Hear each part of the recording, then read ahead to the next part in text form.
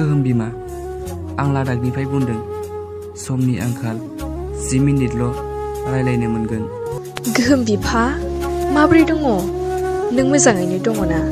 माथो दाख्लैसो नों थानाय खाथिनिफ्रायनो सासे फौजिफोरनि गोथै देहा आरे बाबा मोनसे बुं आं मोजाङैनो दं सना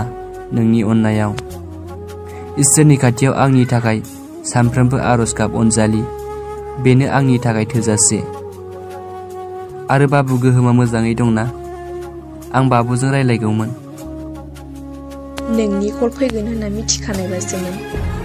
मालाय बिबथैफोरजों गेलेहैबाय सानफ्रामबो सोङो आंनाव आयै आफाया माला फैबावगोन बुङा सानफ्रामबो बेसे थगायबावनांगौ जाखो आंलाय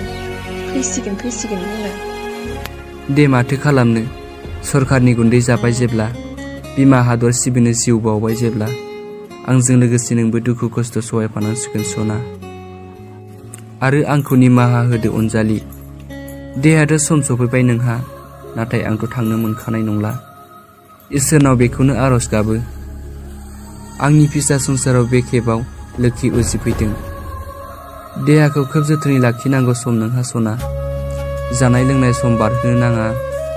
आरो आंखौ लाना दुखु खालामबाय थानो नाङा जागोन दे आंलाय सानखादोंना बे बाराव आंनि गोरबोआव लक्ष्मीयानो उजिफैथारगोन आरो देहायालाय आंना मोजाङैनो दंखायो नों मोजांब्लानो आंहाबो मोजांखा देहाखौ जोथोन लानांगौआ दा बांसिन आंनिफ्रायसो नोंहा नाथाय नों माला फैनो मोनबावगोन दानो थांनो मोनगोना गोजाननि बाथ्रासै अनजालि थांनो ओंखारखानाय समावनो कर'नानि दावराव दावसि ना बैसागुआवनो रंजानो मोनैखो ना अनजालिनि गावदां मोखां नुयैखो ना गोहोम फिसाखौ नुयैखो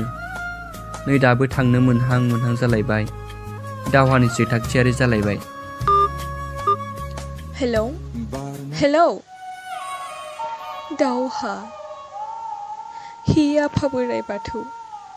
जायखि थासारियानो जाया मानो आंनि अनजालुखौ मोजाङै मोजां लाखि आफा इसोर नोंनि खाथियाव आंनिफ्राय बे मोनसेल' आरज